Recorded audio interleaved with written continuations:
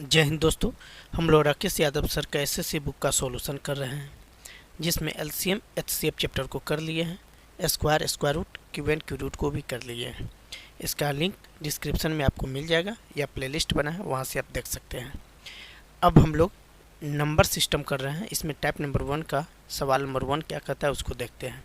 सवाल नंबर 1 है, यदि ए तथा बी विषम संख्या है तो इनमें सम कौन है। तो मेरे भाई मान लो a इक्वल 3, ए भी एक विषम संख्या है, और b इक्वल 5, ए भी एक क्या है, विषम संख्या है। ठीक है, तो मेरे भाई अब ऑप्शन डी को हेल्प लेकर हम सॉल्व कर लेंगे।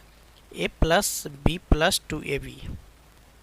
ठीक, तो a plus b 3 plus 5, then मेरे भाई 2ab 3 गुनी 5 करते हैं। तो 3 प्लस 5 8 होता है, प्लस 2 3 6 5 30 यानी 38, जो कि एक सम संख्या है। आप ऑप्शन ए में ट्राई कर लो। ए इक्वल 3, बी इक्वल 5, 8 और 8 3 गुनी 5 15, 8 15 23। ए भी गलत है क्योंकि विषम संख्या है। ए 3 बी 5, 8 माइनस 1 7, जो विषम संख्या है, ए भी गलत होगा। ए आपका 5, ए आपका 3, बी आपका 5, 8 प्लस 1 9, ए भी एक विषम संख्या है।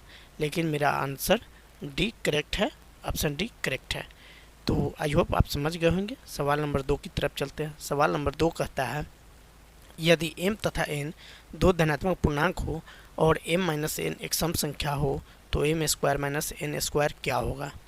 तो मेरे भाई मान लो m इक्वल 3 और n इक्वल 1 मान लो, तो m माइनस n करोगे तो क्या आएगा आपका, 2 आएगा।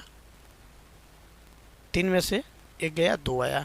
अब m square minus n square कर लो, तो m स्क्वायर करोगे मतलब 3 का स्क्वायर करोगे, n स्क्वायर मतलब 1 का स्क्वायर करोगे, तो 3 के स्क्वायर 9 में से 1 गया 8 होगा। ठीक है, ये हमेशा देखना है किससे विभाजित होगा, तो 2 3 ट्राई कर लोगे तो आपको पता चल जाएगा। तो पहला नंबर a ले लिया, दूसरा नंबर m इक्वल मान लो 4 और n इक्वल मान लो 2, तो m माइनस n करोगे तो a 2 आएगा। ठीक है, तो m square minus n square, m square मतलब 4 का स्क्वायर 16 और n स्क्वायर मतलब 2 का स्क्वायर 4, तो 12 16 माइनस 4 12 होगा। ठीक, फिर एक और ले लो ताकि आपको HCF लेना आसान होगा, तब तो पता चलेगा किससे विभाजित होगा। m इक्वल मान लो मेरे भाई 5 और n इक्वल मान लो 3। ठीक है, चूँकि सम संख्या है, आप कोई भी नंबर ले लो। 3 माइनस 1 2 सम संख्या, 4 माइनस 2 सम संख्या, 5 माइनस 3 2 सम संख्या। ठीक है, तो m माइनस n 2 जो कि सम संख्या है, तो m स्क्वायर मतलब 5 का स्क्वायर 25, n स्क्वायर मतलब 3 का स्क्वायर 9, 25 माइनस 9 16। अब मेरे भाई 8 12 और 16 का HCF लोगे तो कितना होगा, 4 होगा। कितना होगा, 4 होगा। तो ये जो 4 है इसका करेक्ट आंसर होगा, क्योंकि HCF जो है सभी से विभाज्य होगा। ठीक, आई होप आपको समझ में आया होगा। तो मेरे भाई हम इसको डायरेक्ट लिख देते हैं ताकि आपको अच्छी से समझ में आए। HCF ऑफ 8, फिर कितना आया है 12, फिर कितना आया है 16। अब इनका HCF कितना होगा, 4 होगा, तो हमने 4 लिख दिया। सवाल नंबर 3 और टाइप नंबर 1 का आखिरी सवाल है, दो क्रमागत सम संख्याओं का गुणनफल 10 88 है। बड़ी संख्या और छोटी संख्या के वर्ग का अंतर क्या है, इसको देखना है। तो मान लो दो लगातार सम संख्या, एक है 2x और दूसरा है 2x प्लस 2। ये दो लगातार सम संख्या है। ठीक, इसका गुणनफल कर रहा है, क्या कर रहा है, इसका गुणनफल कर रहा है 1088। 2x प्लस 2 इक्वल क्या लिख दो, 1088। ठीक, तो ये हो जाएगा मेरे भाई 4x square 2x 4x square plus 2x into 2 4x equal 1088 होगा। ठीक, अब क्या कर लो, कॉमन कर लो, दोनों में 4x मिल रहा है तो 4x ले लो, तो x बच जाएगा और इसमें 1 बच जाएगा। ठीक, तो मेरे भाई a इक्वल 1088 हो जाएगा। तो x into x plus 1 equal 1088 बटे 4 कर लो, तो 4 दूना 8, 7 चौका 28, 4 दूना 8, कितना होगा 272 होगा। तो अब 272 इसको अब द्विघात समीकरण के फॉर्म ले लो, x into x x square हो जाएगा प्लस x गुनी 1 x और a इधर इस तरफ है, इक्वल के इस तरफ 272 है, तो इधर आएगा तो माइनस 272 हो जाएगा, इक्वल 0 हो जाएगा। तो मेरे भाई इसका क्या करेंगे, इसका गुणनखंड करेंगे। इतना का जब आप गुणनखंड करोगे तो x का वैल्यू s प्लस 17 और माइनस 16 पे टूटेगा, तो x का वैल्यू 16 होगा और 17 होगा, माइनस 17 होगा, ये अमान्य हो जाएगा। तो पहली संख्या क्या है, 2x है, छोटी संख्या 2x और बड़ी संख्या 2x प्लस 2 है। ठीक है, तो छोटी संख्या कौन होगा, 2 इंटू 16 यानी 16 दूनी 32। दूसरी संख्या हो जाएगा 2 इंटू 16 प्लस 2, 16 दूनी 32 प्लस 2 34। ठीक, अब आगे कहता है बड़ी संख्या और छोटी संख्या के वर्ग का अंतर। तो बड़ी संख्या छोटी संख्या का स्क्वायर यानी 32 का स्क्वायर कर लो माइनस 34 कर लो। ठीक है, यहाँ कहता है what is the difference of the larger number and the square of the smaller number. छोटी संख्या का वर्ग में से बड़ी संख्या को घटाना है, तो छोटी संख्या 32 का स्क्वायर 224 माइनस 34, तो ये हो जाएगा मेरे भाई 990, 990 जो आंसर आपका डी करेक्ट होगा। आइए अब टाइप नंबर 2 का सवाल नंबर 1 हम लोग देखते हैं। टाइप नंबर 2 क्या है, x, y तथा z विशिष्ट आवाज संख्या है, जहां x बड़ा है, x छोटा है y से और y छोटा है z से। यदि x plus y plus z का वैल्यू इक्वल 70 है तो z का मान क्या होगा। ठीक है, तो अब क्या है, x plus y plus z, इसका वैल्यू क्या दे रखा है, 70 दे रखा है। एक क्या है, सम संख्या है, इवन नंबर है, इसमें आपको कुछ सस्पिशन नहीं होना चाहिए। फिर अब x इसमें क्या होगा, x जो है आपको 2 ले लो और y और z एक क्या है, ऑड, a ऑड नंबर है और a भी z भी आपका ऑड नंबर रहेगा। ठीक, और इसमें 2 जो है वनली इवन प्राइम नंबर लेना है, x जो है वनली इवन प्राइम नंबर ले लेना है। ठीक, तो y प्लस जेड करते हो तो 70 माइनस 2 कर लो, तो y प्लस जेड का वैल्यू क्या हो जाएगा, 68 हो जाएगा, 68 हो जाएगा। ठीक, अब जो है 68 को आप लिख सकते हो 31 प्लस 37। ये क्यों हो रहा है, क्योंकि आभास संख्या बोल रहा है, तो आभास संख्या एक 31 होता है, एक 37 होता है। ठीक है, तो x का वैल्यू आपका हो गया 2, ये भी आभास संख्या है, y का वैल्यू 31 आभास संख्या और z का वैल्यू 37, ये भी क्या है, अभाज्य संख्या है। तीनों को आप जोड़ोगे तो 70 आएगा। तो z का वैल्यू हमसे पूछ रहा है, तो कितना होगा, 37, जो सी आंसर करेक्ट होगा। सवाल नंबर 2 देखते हैं। 53 से 97 तक कितनी संयुक्त या भाज्य संख्याएं हैं। तो मेरे भाई इसको याद करने की ज़रूरत है, एमएस में पूछा हुआ है। टोटल नंबर होता है 35, कितना होता है, 35 होता है, जो ऑप्शन ए होगा। आप ऐसे काउंट कर सकते हो 54, 55, 56, 57, 58, 59 ऐसे करके कहाँ तक, 96 तक। अब जो भाज्य संख्या है उसको काउंट कर लोगे तो टोटल होता है 35। याद करने की ज़रूरत है, बनाने की ज़रूरत उसमें नहीं है। 3 नंबर सवाल कहता है निम्नलिखित में से कौन सा व्यंजक सही है, स्टेटमेंट वाला है। ठीक है, तो 337 24 पूर्णतः 9 से भाज्य है। ठीक ना, ए कहता है, तो ए जोड़ कर देखो 5, 12, 18। हाँ, स्टेटमेंट जो है 3 इसका करेक्ट है। 1 नंबर स्टेटमेंट है 337 इज प्राइम नंबर, हाँ ये भी एक सही है। ठीक है, 2 नंबर में कहता है संख्या 12 के 6 धनात्मक गुणनखंड है, तो ये भी सही है। ठीक है ना, तो इसका तीनों का तीनों स्टेटमेंट सही दे रखा है, तो ऑप्शन डी इसमें देख लेंगे, जो सारे स्टेटमेंट को सही बता रहा है, सभी व्यंजक सही है। सी में है केवल 2 और 3, बी में केवल 1 और 2, और ए में है केवल ए। तो इस तरह इसका करेक्ट आंसर डी होगा। ठीक, सवाल नंबर 4 कहता है निम्न संख्याओं में से कौन सी एक अविभाज्य संख्या नहीं है। अविभाज्य मतलब भाज्य के बारे में, जो विभाज्य हो सके उसके बारे में बोल रहा है। अविभाज्य मतलब जो विभाज्य न हो लेकिन नहीं है, तो कौन सा संख्या ऐसा है। तो 391 इसमें मात्र ऐसी संख्या है एक जो विभाज्य है। ये 17 × 23 इसका गुणनखंड होता है, इसमें कोई से विभाजित हो सकता है। तो 391 जो ऑप्शन डी है और मेंस में पूछा हुआ बहुत बेहतरीन सवाल है। 5 नंबर सवाल कहता है एक्स वाई तथा जेड अभाज्य संख्या है तथा x plus y plus z equal 38 है, तो x का अधिकतम मान क्या होगा। तो मेरे भाई कहने का मतलब ये है कि x plus y plus z equal 38, कोई दिक्कत।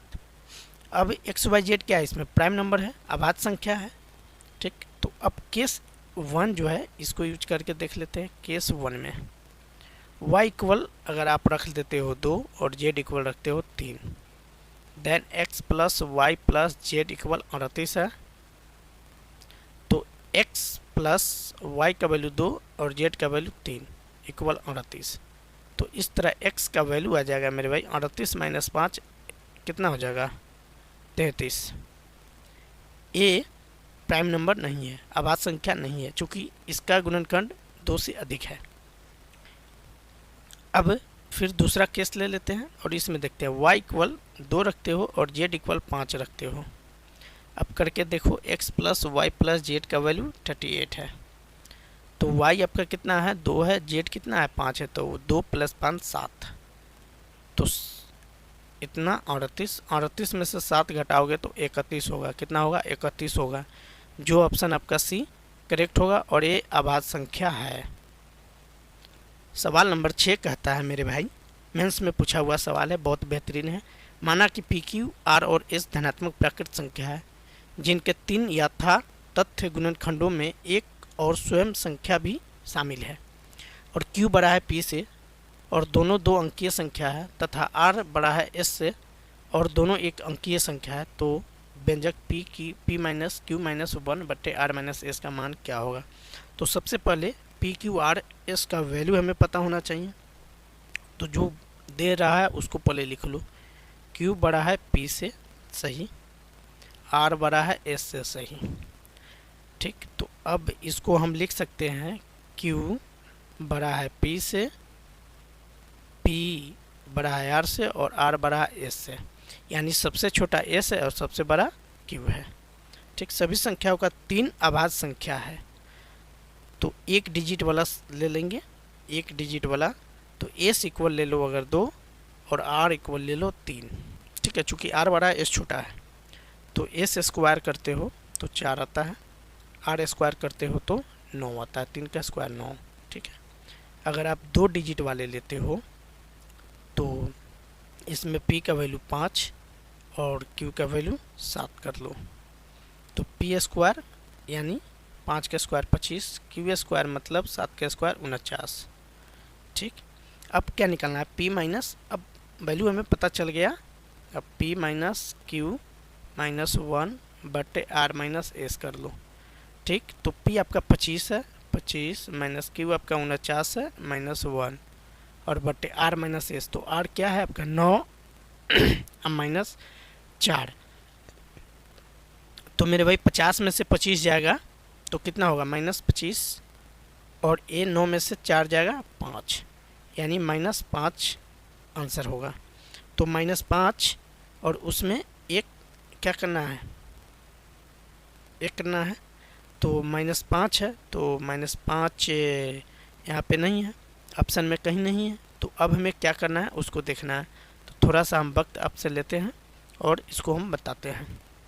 तो -5 लिखा हुआ है, तो -5 इक्वल यहाँ लिखोगे -5 इक्वल -4 और -1 लिख सकते हो क्या, हाँ लिख सकते हो। तो -4 एस का वैल्यू क्या है 4 है, तो -s लिख लो और -1, तो -s -1 कौन सा ऑप्शन है, सी ऑप्शन है। तो लॉजिक वाला है, मेंस का सवाल है, इसको पकड़ना आपको पड़ेगा। सवाल नंबर 7 क्या कहता है उसको देखते हैं। एक धन पूर्णांक संख्या और उसके वर्ग का योग पहली 3 अभाज्य संख्याओं के गुणनफल के बराबर है, तो वह संख्या है। तो मान लो मेरे भाई वो संख्या x है, क्या है वो संख्या x है, ठीक। तो कहता है एक धनात्मक संख्या और उसके वर्ग का योग, तो उसके वर्ग, एक संख्या x है तो उसका वर्ग क्या हो जाएगा, x स्क्वायर हो जाएगा, हाँ सही है। कितना है, उसके पहली संख्या, पहली 3 अभाज्य संख्याओं के गुणनफल के बराबर, तो पहली 3 अभाज्य संख्या 2 हो जाएगा, 3 हो जाएगा, 5 हो जाएगा। ठीक है, तो क्या है, ये हो जाएगा x square plus x equal 6 पंचे 30। तो x square plus x minus 30 equal 0 हो जाएगा। तो 6 5 पे टूटेगा, यानी 6 प्लस में होगा, 5 माइनस में होगा। तो जब इसको सॉल्व करोगे तो x का वैल्यू 5 करेक्ट होगा, 6 अमान्य होगा, ये अमान्य होगा। ठीक है, -6 अमान्य होगा। तो मेरे भाई इस तरह इसका करेक्ट आंसर सी होगा। आप इसको गुणनखंड करके डायरेक्ट आप कर सकते हो। सवाल नंबर 8 कहता है, मान लीजिए कि ए वी जहाँ ए नॉट इक्वल बी है, 2 अंकों वाली अभाज्य संख्या इस प्रकार है कि बी ए भी अभाज्य संख्या है। ऐसी सभी संख्याओं का योगफल कितना होगा? तो प्राइम नंबर वैसा कौन कौन सा है उसको लिख लेना चाहिए हमें, प्राइम नंबर। ठीक है, तो वो प्राइम नंबर होगा 13 17 31 37। ठीक, और इधर से फिर लिखोगे 13 को 31 लिख लिए, 71 73 79 79 और 97। तो 4 ऊपर में और 4 नीचे में, उस टोटल संख्या कितना है? 8 है। ठीक है, तो अब सभी का क्या करेंगे? योग निकालेंगे। तो सभी को आप जोड़ोगे तो 418 आएगा, जो ऑप्शन आपका बी होगा। इन सभी संख्या को 13 17 30 31 61 37 100 इस तरह आप जोड़ोगे तो 418 आएगा। सवाल नंबर 9 कहता है, यदि सभी अभाज्य संख्याओं का योग x है और सभी विषम अभाज्य संख्याओं का योग y है तो x माइनस वाई का मान होगा। तो मेरे भाई कहने का मतलब x है, ये विषम सम अभाज्य संख्या, x क्या है? सम अभाज्य संख्या है। तो 2 प्लस 3 प्लस 5 प्लस 7 इस तरह है। और विषम अभाज्य संख्या कौन कौन है? 3 हो सकता है विषम अभाज्य संख्या। ए सम अभाज्य संख्या होगा, ए विषम अभाज्य संख्या। 5 प्लस 7 इस तरह है। ठीक, तो अब क्या करेंगे? x माइनस वाई कर लेंगे। तो x माइनस वाई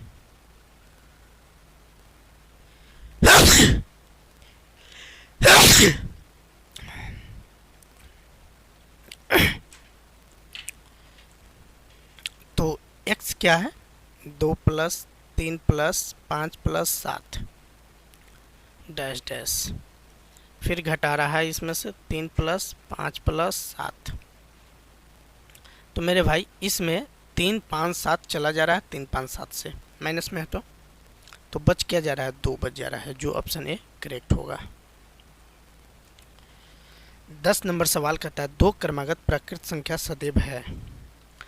तो इसमें जो बी है 100 असहभाज्य संख्याएं हैं। ऑप्शन बी करेक्ट है 10 का, ये आपको याद होना चाहिए। 11 नंबर सवाल कहता है, संख्याओं के किस समुच्चय में प्रत्येक जोड़ी एक दूसरे के असहभाज्य है? तो मेरे भाई इसको बाई ऑप्शन हम लोग सॉल्व करेंगे तो सॉल्व हो जाएगा। डी नंबर इसमें करेक्ट होगा। आप ऐसे सबको देख सकते हो। डी में क्या है? 21 है तो 3 गुनी 7 करोगे। ठीक, 32 है तो 32 को लिख सकते हो 2 की पावर 5 और गुनी 1। और 43 है तो ए गुनी 43 लिख सकते हो या 43 गुनी 1 लिख सकते हो। ठीक है, तो ये जो है ये असहभाज्य संख्या है, लेकिन आप 24 को लिखोगे कितना गुणनखंड है? 35 का कितना गुणनखंड है? 49 का कितना गुणनखंड है? तो ये नहीं होगा। 42 55 69 ये सारे पहाड़ा में आते हैं। 35 48 55 सारे पहाड़ा में आते हैं, लेकिन इसमें ऐसी संख्या है जो बहुत कम है, तो ये असहभाज्य संख्या है, प्राइम नंबर है, इनको याद रखेंगे। ठीक, 11 के बाद 12 नंबर। 12 में क्या है? प्रत्येक अभाज्य संख्या में डैश गुणनखंड होते हैं। कम से कम कितने गुणनखंड होते हैं? एसएससी दिल्ली का सवाल है। तो प्रत्येक अभाज्य संख्या में कम से कम 2 गुणनखंड होते हैं, जो ऑप्शन डी करेक्ट होगा। फिर मेरे भाई सवाल नंबर 13 है, 2 अंकों की एक संख्या 9 है, एक अभाज्य संख्या है, ए का मान कितना होगा? तो ए का मान मेरे भाई निकालना है, तो इसको कैसे निकालते हैं? 13 नंबर। तो ए का वैल्यू अगर आप 7 लिखते हो तो 97 हो जाता है। ए का वैल्यू 7 लिखते हो तो 97 हो जाता है। ठीक, तो ए का मान कौन सा होगा? क्या कहता है? अभाज्य संख्या। तो 97 क्या अभाज्य संख्या? 93 नहीं, 91 नहीं, 99 नहीं, लेकिन 97 आपका हो जाएगा। तो यही एक नंबर जो है ये क्या है, 31 के पारा में 93 आ जाता है, लेकिन 97 किसी के पारा में नहीं आता है, तो ऑप्शन बी इस तरह होगा। सवाल नंबर 14 है, स्टेटमेंट वाला है, स्टेटमेंट की तरह ही इसको ट्रीटमेंट करना है। तो इसमें क्या कहता है कि 1 से 100 के बीच की सभी आवाज़ संख्याओं पर विचार करें। ठीक है, तो इसमें कौन सा स्टेटमेंट सही है उसको देख लेना है। तो इसमें मेरे भाई स्टेटमेंट 1 वह संख्या के 5 के गुणज से बड़ी है, इसका इकाई 3 और 6। तो ऐसा कोई संख्या नहीं है जो 5 का गुणज हो और इस तरह का ये हो। ठीक है, दूसरा में कहता है उन सभी संख्याओं का योग जो 5 के गुणज से एक बड़ी है 215 है। हाँ, ये सही है, आप कर लोगे। 11 है तो 2 गुनी 5 कर लो, उसमें प्लस 1 जोड़ लो। 6 पंचे 30 कर लो, प्लस 1 जोड़ लो 31। 8 पंचे 40 कर लो, 1 जोड़ लो 41। 12 पंचे 60 कर लो, 1 जोड़ लो। 14 पंचे 70 कर लो, 1 जोड़ दो 71। सारे को जोड़ोगे 215 होगा, तो एक करेक्ट है। फिर है कहता उन सभी संख्याओं का योग जो 5 के गुणक से बड़ी है और 6 के गुणक से एक बड़ी संख्या है 92। तो हाँ, ये भी सही है। तो इस तरह बी और सी जो है सही है, तो ऑप्शन डी इसका करेक्ट आंसर होगा। 15 नंबर सवाल और इस टाइप का सवाल टाइप नंबर 2 का आखिरी सवाल है, इस पर ध्यान रखेंगे। सबसे छोटी आवाज़ संख्या जो 17,408 का भाजक है वह 2 है, इतना। सबसे बड़ी आवाज़ संख्या जो इतना का भाजक है कि अंकों का योग क्या होगा। तो मेरे भाई 17,391 पहले लिखूँ, 17,391 इसको क्या करोगे, फैक्टराइज करोगे तो 3 गुनी 57 गुनी 97 लिखोगे। ठीक है, फिर मेरे भाई 3 गुनी 57 97 को फैक्टराइज करोगे तो 11 गुनी 527 लिखोगे। फिर 3 गुनी 11 गुनी 527 को तोड़ोगे तो 17 गुनी 31 होगा, 17 गुनी 31 होगा। तो सबसे बड़ी प्राइम संख्या इसमें कौन होगा, 31 होगा।